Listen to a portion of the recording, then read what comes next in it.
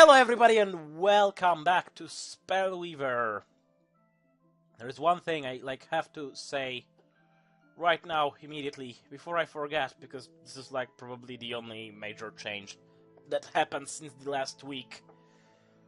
Unluckily I cannot really demonstrate this to you because I have full quests and the next quests are spawning in 4 hours. So that sucks. But finally, the spotlight has been removed. I mean, it is present, but you can left-click somewhere on the dark area to make it disappear, and then you have all your map available, which is great. Well, the balance theme has been established. We've been... Well, that's a huge word on my end, because I haven't. Yeah, the tests were supposed to be during the weekend. Yeah, last weekend. I really did not have time to play anything on the weekend. I might have popped Sunday evening for a couple of games. But regardless. Yeah, I couldn't really do it. Apparently it stays there, and well, if I recall correctly, I don't recall... I'm not sure if I can say it this way. Can I? Regardless. I don't recall IFCO saying anything about the conclusions of that. People have been posting their feedbacks, but IFCO wasn't going, okay, so, you know, with the feedback we had this and that, and then we came to this and that conclusion. So, I don't know. I'm not even fully up to date with all the discussions on the forums right now. I'm trying to follow it up.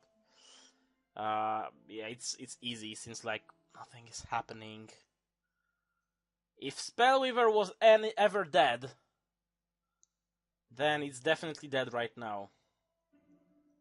I'm not sure if that's entirely what I want to say. Well, I don't know. We might have a few stutters like this today, because I'm pretty... Well, I feel like shit. I'm gonna be freaking sick right now. I mean, that was to be expected, being surrounded by sick people. Everyone around me got fucking flu. So I was holding on. Pretty tight. Up until today, I guess. I woke up and I was like, holy crap, I feel like shit. Everything hurts. Oh boy. But anyway, I'm barely able to record today, so yeah, I have to record something. The circumstances right, and it's already Thursday, so I cannot really postpone it any further. Yeah, changes. So we're kinda still testing, but theoretically not. Practically, yeah, I don't know. Might as well go over the testing cards, because those are interesting. So we have a new Pandemonium that IIRC, it works in reverse. Before, you had to... Actually, we should be able to find the...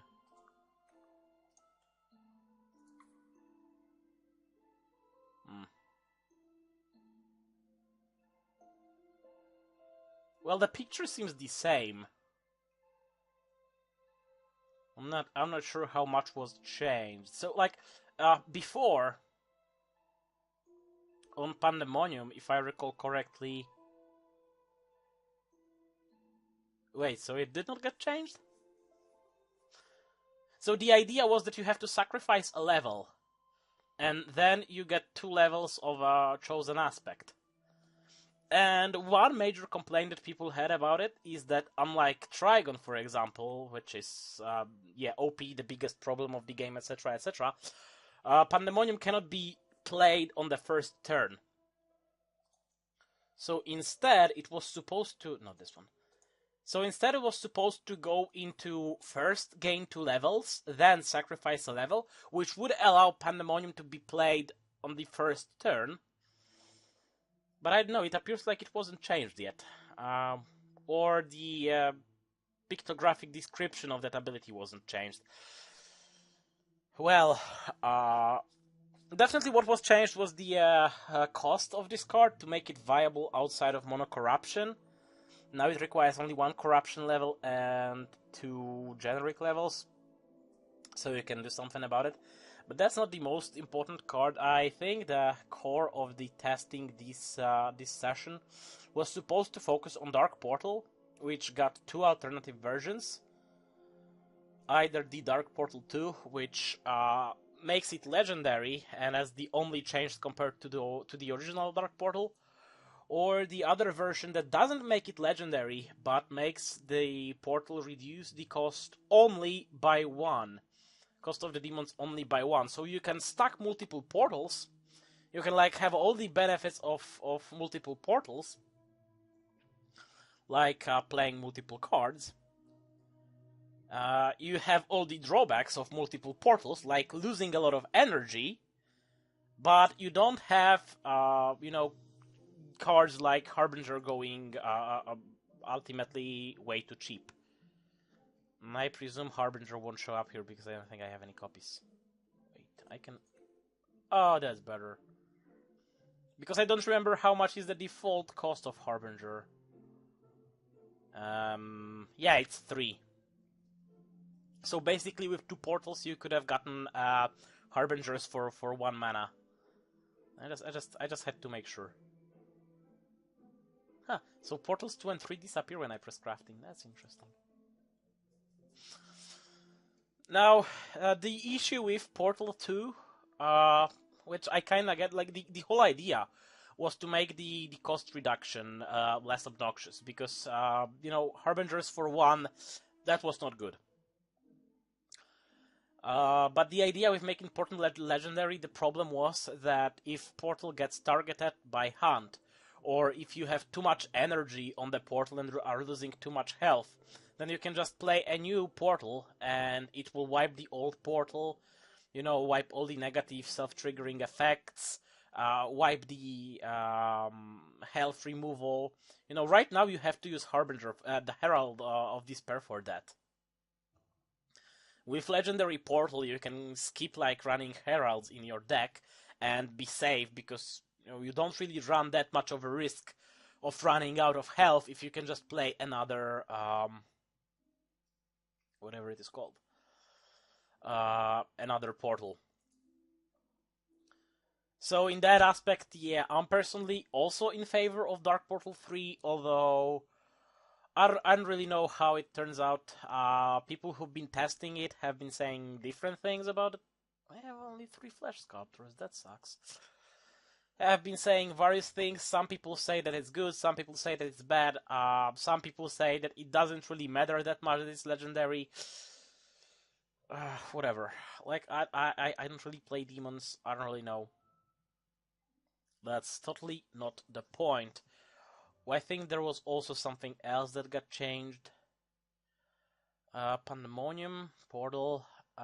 If I recall correctly, Deep Sea Horrors are unchanged. No, frankly, I don't remember. Might look for the Siren, but can't see her, so probably she did not get changed. Spore Shepherd got changed, definitely.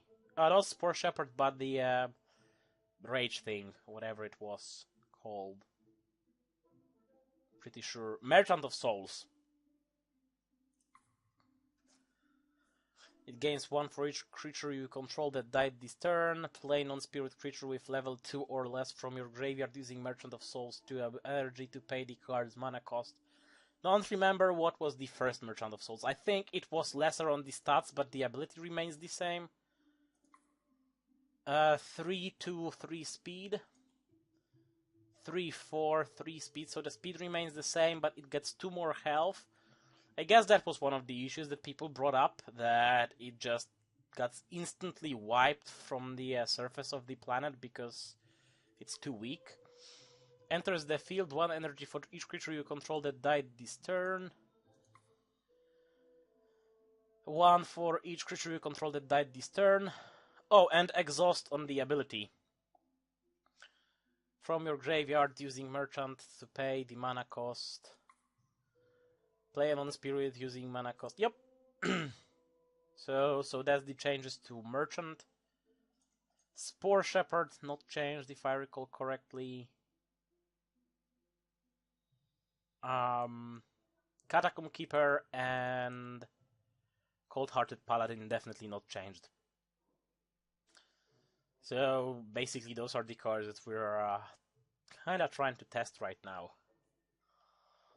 Aside from that, from more interesting things, like I remember someone, now I don't remember who said it, but someone on the forums was saying something about Spore Shepherd and how powerful it is since it can...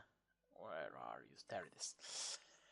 Because it can boost all of the plants' attack +1, so it's also boosting your opponent's plants.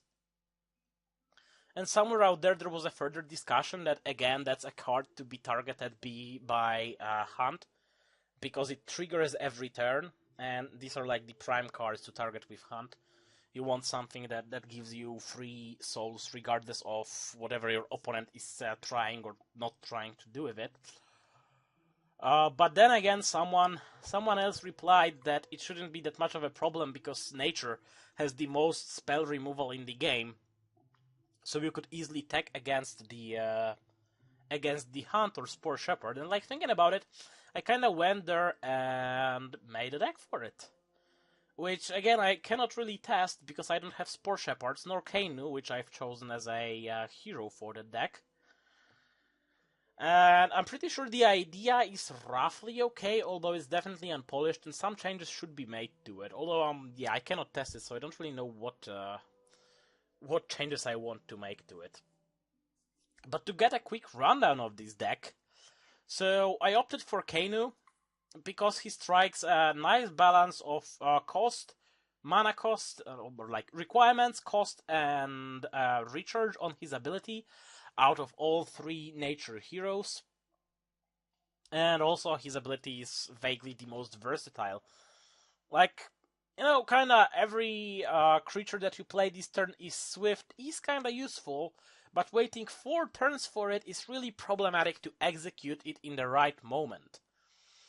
Not to mention that then you really want to like spam cheap creatures so you can get as many creatures as possible, unless you're of course running some Centaur Illusionist. No, it's not Illusionist. It's some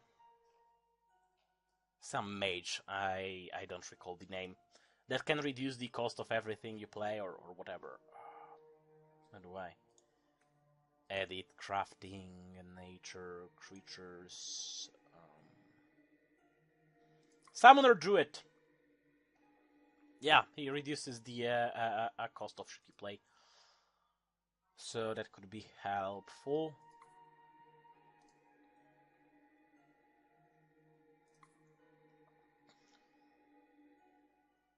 You may return a non-centaur creature to your own hand. This creature costs 2 less this turn, so theoretically you could use it to like bounce a creature back to your hand and play, potentially for free, if it was a 2-cost creature.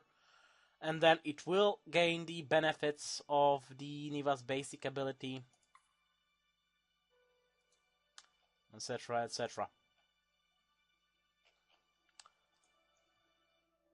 But yeah, no cheap creatures really in this deck. Well, maybe aside from the Tribe Shamans, maybe Death Traps, to some extent Shepherd, but this is getting in the expensive territory. So not really useful. The other Niva, the advanced Niva that makes you draw cards, yeah, no thanks. It's expensive, requires a lot of levels. I don't want to really ramp that many levels with this deck. So I passed. For the shrines, I went for 2 Moonlight Monuments and 2 Enchanted Springs, which gives us a pretty decent set of nature abilities. Especially the Enchanted Spring is important here. I am kinda thinking about possibly like getting rid of Moonlight Monuments whatsoever and trade them in favor of Enchanted Springs, as those by default are gonna be the useful cards with this deck, because I have a lot of cards that will definitely benefit being bounced, like potentially Venerated Unicorns, like all sorts of shamans, potentially Master Hunters and Bark Convoys if mana allows. So bouncing is definitely something I would like to execute in here. But since this was supposed to be mainly Spore Shepherd deck, of course 4 of those, and then the best idea is to focus on plants. So of course the easiest way to get plants is probably through the Sprouting Totem, which gives you very overpowered shooting sprouts that can easily grow to 2/1s with 1 Spore Shepherd. With 2 Spore Shepherds, since those are not legendary, you can get easily 4/1 shooting sprouts. Oh, also, I want to bounce Spore Shepherds themselves, because when Spore Shepherd enters the field, it puts target emblem on up to 2 other creatures. So you play it, you turn 2 useless creatures into 2 shooting sprouts, or actually 4, because yep, if a hero at the end of each hero's turn, that hero sacrifices a creature with target emblem. If the hero does, the hero summons 2 shooting sprouts onto the field for each creature with target emblem. So you essentially can double your board if you have only 2 creatures. And then they become the definitely overpowered shooting sprouts that are 2/1s with double Spore Shepherds, 4/1s with potentially a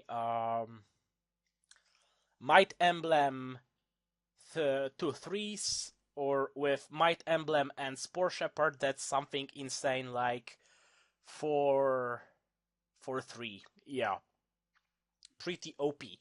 So a lot of Sprouting Totems and also a full set of Veggie Blockades, because the summoning 2 shooting sprouts per each vegetation blockade is really gonna be helpful. I was thinking about potentially getting some other plants, but frankly the choice of plants is not that good. We have Primordial Treants, which I've chosen to take a couple of. I might be trying to rebalance this deck to include more Primordial Treants, because that is potentially helpful. There are Jungle Death Traps that are really powerful, but they have this drawback that they can be easily destroyed by your opponent playing anything, or more precisely any creature. So they could be a huge power, but they are not necessarily one. And there are also the one more type of Treant that I did not include because of the level requirements. Oh, the Ancient Treant. Those are very powerful, would be a beautiful, huge body for this deck, but I don't really want to go 3 nature levels, despite running Thyanor here. I kinda opted for Thyanor as to get a few more Shamans to trigger the Sprouting Totems, and to get more, whatever they are called, of course. Shooting sprouts. Yeah, that's exactly it. Potentially it could be exchanged for something else. I know that they are expensive on their own, and I probably won't be utilizing their ability, because, yeah, as I said, I don't really want to go up to 4 levels. But regardless, they are here. I don't think there are other Shamans, and this is basically why I chose them, to have a full set of 10 Shamans. Have 4 Birchwood Invokers, 4 Gurkha Tribe Shamans, and 2 Thyanors for the sake of summoning plants via the Sprouting Totems. I have a couple of Totems of the Moon, which could work as a teeny boost. You know, teeny tiny boost in case necessary, although I wouldn't really like heavily depend on that card.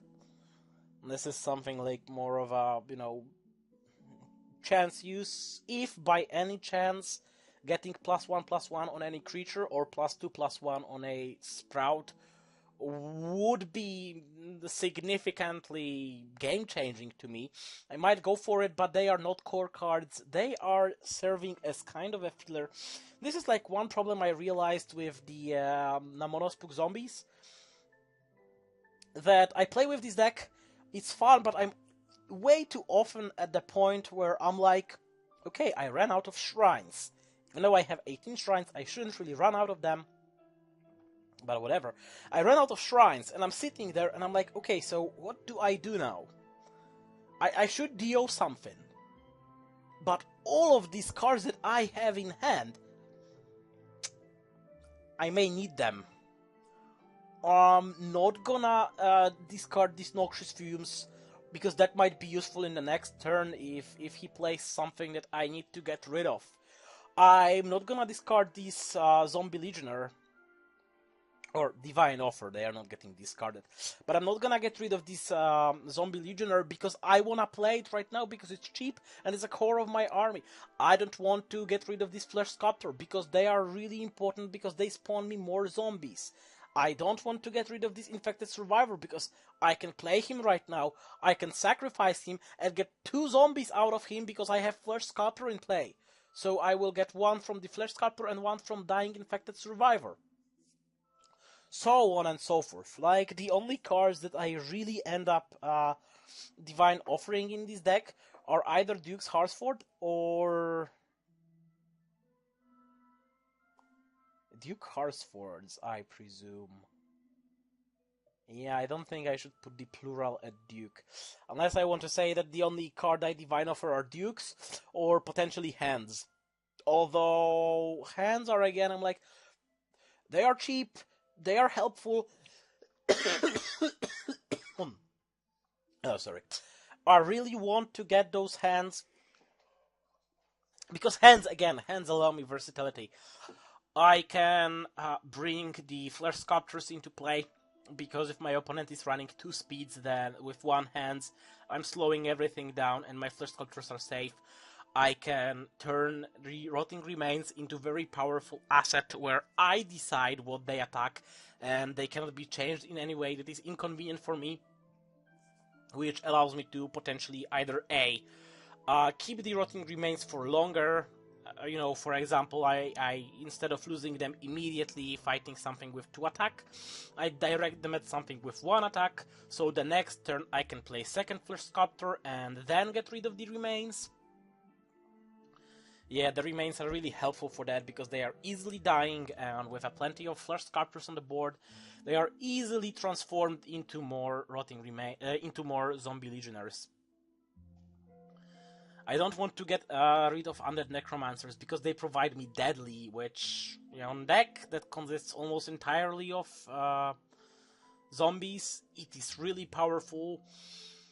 Well, Necromantic Cults I tend to discard early on in the game because they are way too expensive to ramp up to them too quickly. And I'd rather have some board presence before I fully dedicate to Necromantic Cults. The changes I would make to this deck, yeah, I would probably cut 1 Necromantic Cult to just 3. Definitely increase the amount of Flesh Sculptors to full set. And I would definitely like to get full set of Tombs of the Damned. Maybe instead of Abhorrent Ghouls, well, which are an early drop huge body, pretty important, and they kind of work nice with Duke Harsford, because with Duke Harsford already in play, I can secure my ghouls by simply putting weakness emblems on them instead of losing health. So they are worth it, and I would adjust shrines to have more Sanctums of the Void, probably 2 Sanctums, 200 Cemeteries, and the rest Corruption Shrines. Maybe I would even ramp to 19 Corruption Shrines, just for the sake of having more basic Corruption Shrines, because that's sometimes an issue. Although again, I'm not really finding myself grinding too much of the mana, because if I can already drop Necromantic Cult, or beat a couple, you know, grab a couple of emblems on each of those, and yeah, good luck dealing with that. Those are very powerful. That's a good announcement. That's a good Steam announcement. This is like, wow. I would really delve into it. There are collector's editions of some games are on the on sale at one vendors. Might be worth checking out. For once, Steam notifications are being useful for something. Yeah, they favor huge mana, but really difficult to ramp that. Actually, how about we try and ramp something like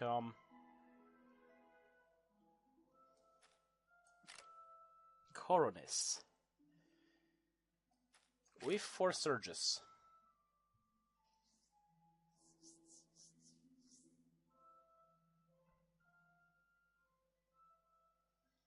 Let's say a couple of cathedrals.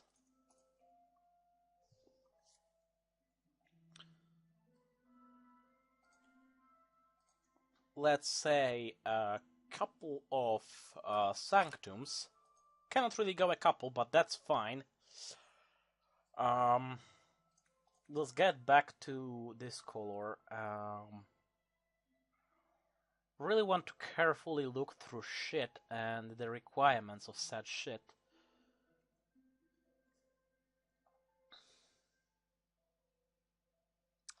For each of your dominion levels, I don't really plan to grab more dominions level than what I already have, which is 1.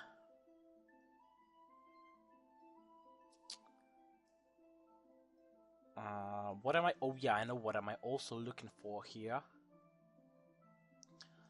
This is the set of 4 vampirisms. Now I would combine that with 4 necromantic cults. How about 4 succubi? Although that might be too heavy.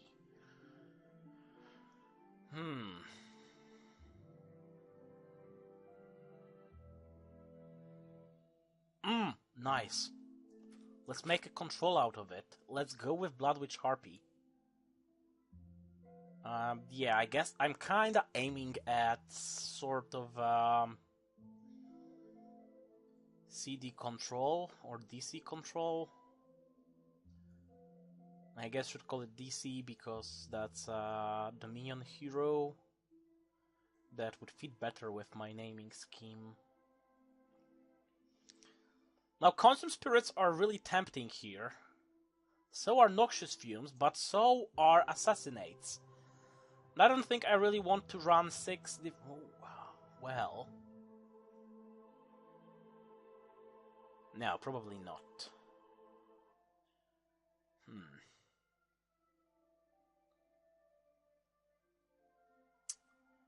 Chalice might be a valid choice. Although might is a crucial word here. It's far from being like a definitive good choice. Thinking about Bloodseeking Mutants, because I really like those. Do I have something that benefits from weakness emblems? Well, it puts weakness, puts weakness, puts weakness, puts weakness. Puts weakness, benefits from weakness, puts weakness. Enemy hero's hand. Select a non-creature card from it. If you do, that hero discards the card and draws a card. Enters the field you may pay to. If you do, put to weakness. So it puts, and these kinda benefits. Although, is it a creature or is it... If a creature with a weakness emblem would die, put it on the bottom of its owner's deck. So it's a creature, not a zombie. So that's tempting. But then again, I lack some decent base for this deck. Decent base. Let's grab some shrines for the base. Why won't we?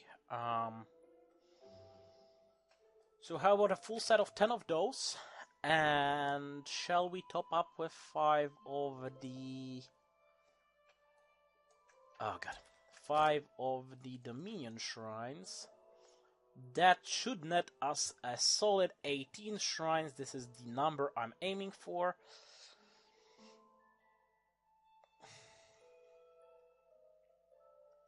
Moon Priestesses are potentially useful in their uselessness.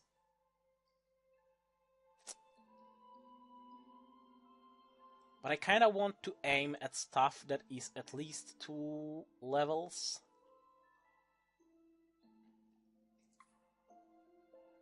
+2 speed during your turn. At the start of your turn, Raging Mentor deals 2 damage to you. Otriska is ranged until the end of turn. Cost to play, sacrifice a creature.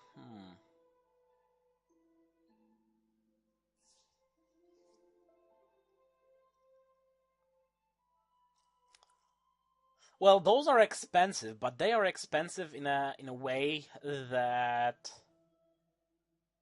is 100% okay with me, because like well, just make sure that, yeah, Cathedral requires 1, 1, this is 2, 1, so that's a perfect skill distribution right here. Although more Sanctums would be definitely helpful, because now I'll be using regular Corruption Shrines to pump the levels. You know what? DCSs sound like a good plan.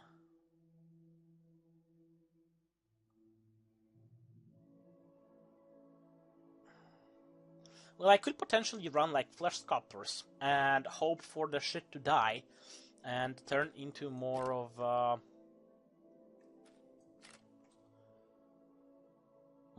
creatures that I can even potentially sacrifice for shits and giggles. But at the same time, I'm not that 100% stoked about running crazily zombies in here. You know what? But let me try and put some spells in here. It's definitely what I want. Spells. So how about I put a full set of Nox Fuse?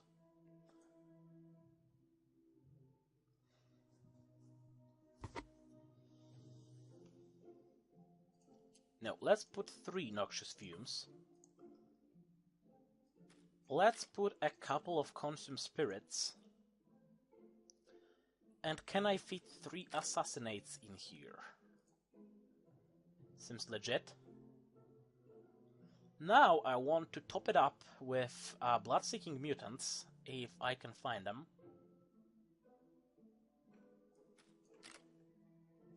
And I have room for 2 more cards, which is perfect.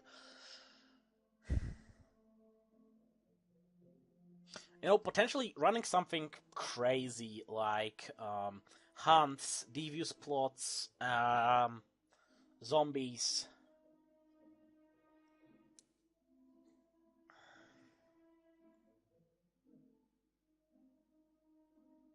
That's a decent cheap body, isn't it? I think my control might be too low. If I'd go to heroes...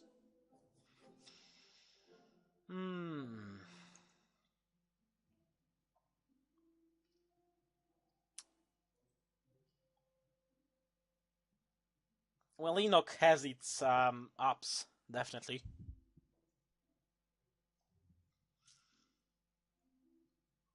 How about I cut on vampirisms? Yeah, to boost on creatures. Well, I don't really think I need any more spells. I have a decent collection of spells right now. I might think about boosting those Consume Spirits, although if I don't really plan to go beyond 2 levels in black, they might not be that crucial. Wait, they will not be that crucial. Shrine distribution in here is suboptimal, but that's simply because my collection of shrines. I could potentially try and run some level 1 creatures just for the sake of losing them and getting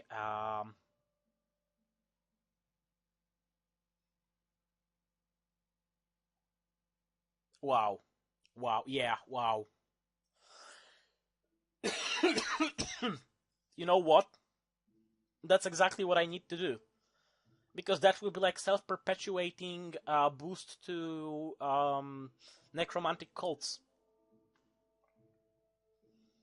Which is crazy, I know, but that's actually what it is. Temptress of Deceit deals combat damage to enemy hero. You may pay 1 to look at the hero's hand. Select non-shrine card with level 2 or less. That hero discards that card. So, ooh, actually that's not that bad. Or I could simply go for the for a couple of hunts. That would work.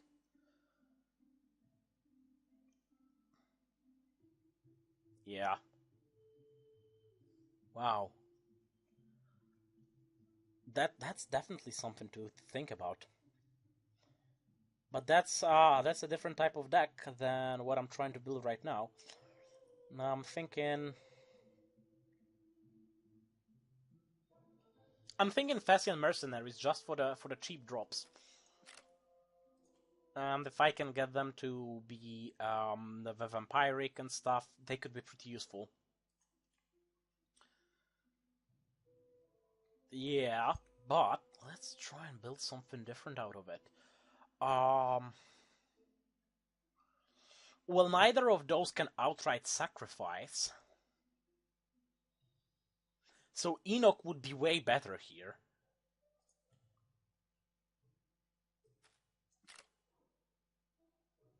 Enoch.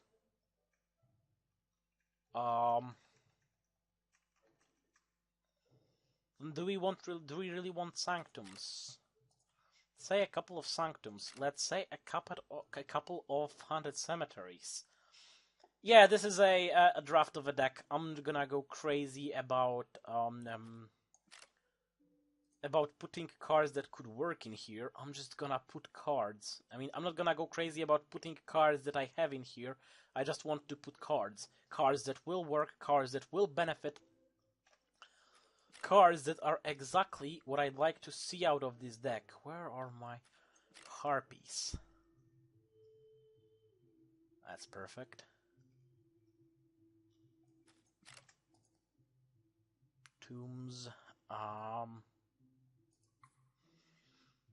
Destroy a creature if you do this under... Okay, so it's not what I think it was. A hero... Necromantic cults. Those are definitely necessary. Then I want stuff like potentially those. Why not? They are potential early game ramp. Then I could pull something like Chalice. You control dice. Works. Definitely works. Although I'm not sure if I'd like a full set of those, or maybe a limited amount. I don't necessarily want vampirisms then. Okay, so yeah, once again, the point is grinding necromantic cults. Oh yeah. That's exactly what that's even better. Oh boy. Oh boy. Get those. Get those. Well, I cannot screw necromantic cults because they are pretty important here.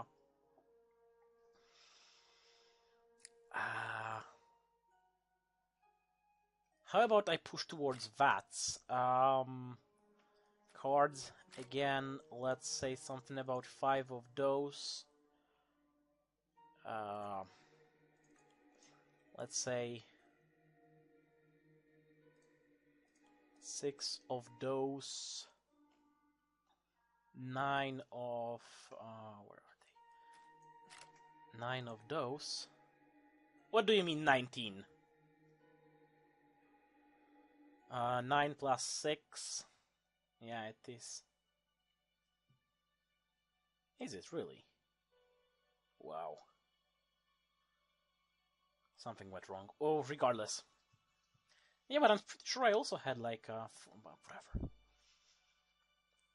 Maybe I had only 13.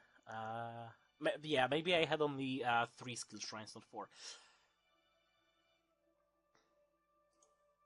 So let's ditch one more corruption shrine. It's less crucial here. Oh,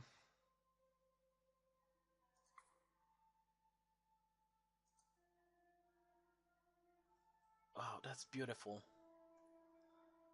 That's just so beautiful in the way how nasty it is.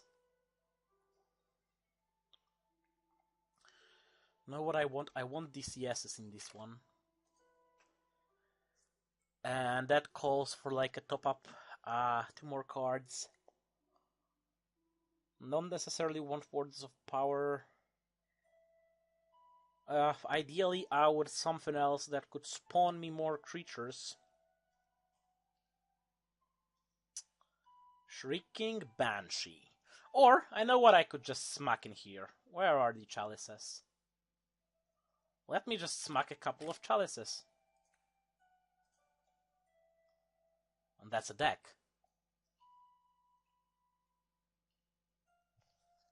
That's a deck that, oh boy, can win in so many crazy ways. Yeah, I'm thinking, because potentially there might be stuff that could be worth exchanging for something else. But maybe not.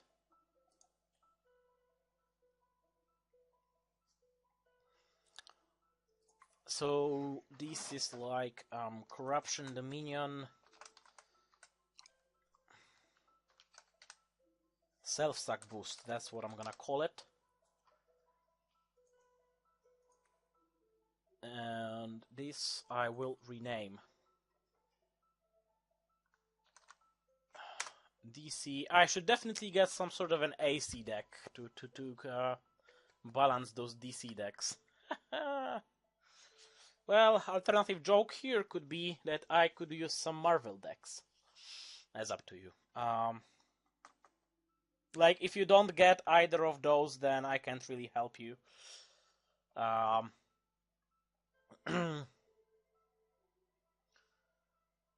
So I'll call it Control Cult. Why not? DCCC. I like it. By it, I mean the name. Play 11 quick battles. Don't have time to wait for an opponent to be found. Because I'm not sure how... Well, we should be at 45 minutes right now? That's bad. I'm gonna keep it.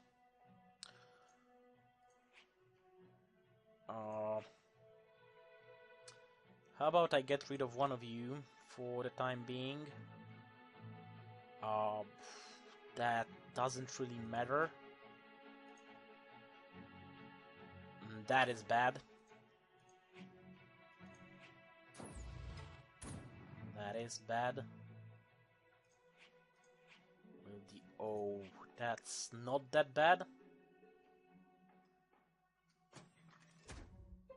Yeah, whatever. I'm gonna pump a level. Bloodwitch Harpy, perfect.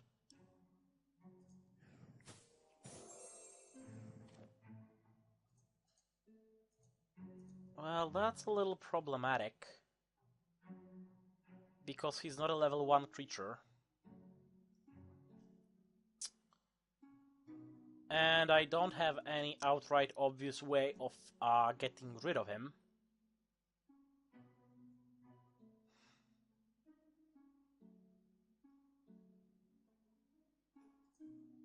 Now what I'm gonna do, I'm gonna drop a couple of Mesmerizing Spirits.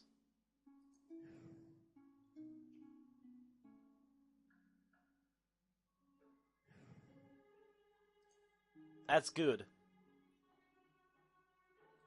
That's pretty much as good as I ever... Ooh, that's bad.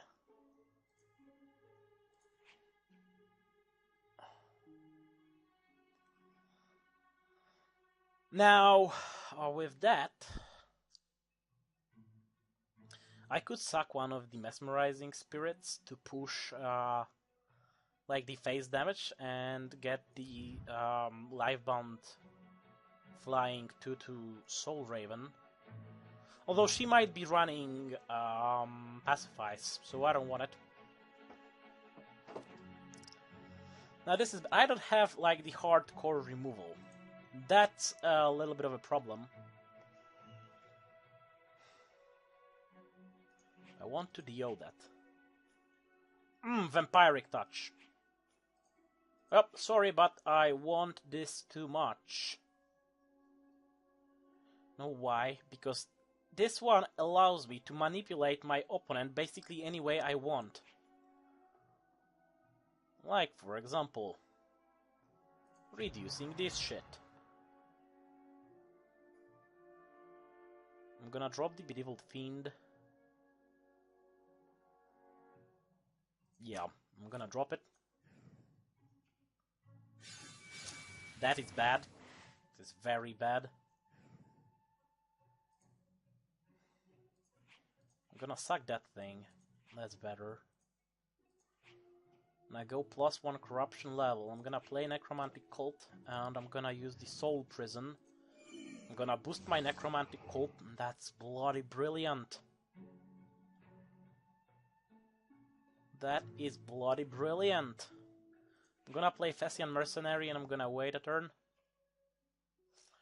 She's using Instill Life, that is very annoying. How come she got two of those dead? I'm gonna use Necromantic Cult to block that thing.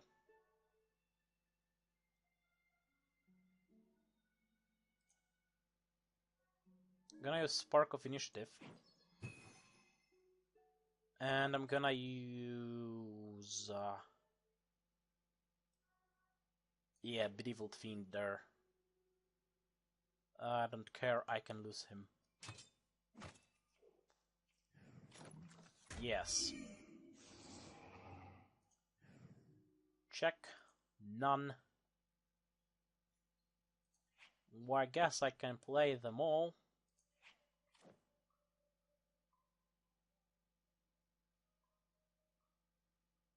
Well, I am still a little bit too far behind on mana to what I'd really like to have. But it's fine. I don't want to put it on this one, I want to put it on this one. That's perfect. That is not perfect. That's the opposite of perfect. But what is not opposite of perfect is that I can slaughter that thing,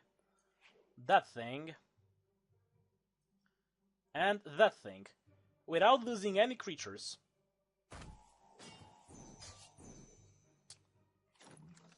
And the next turn she will have to sacrifice the Spellbreaker.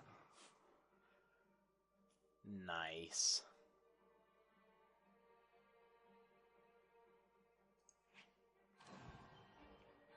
I'm gonna freaking win now. Wait, she's at 26 health, so I may not be able to insta-win this.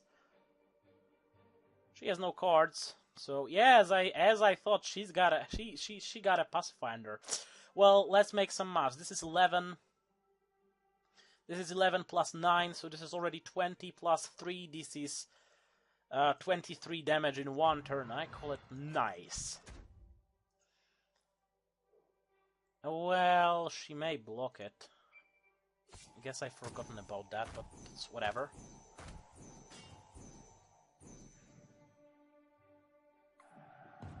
And I won by overhealing.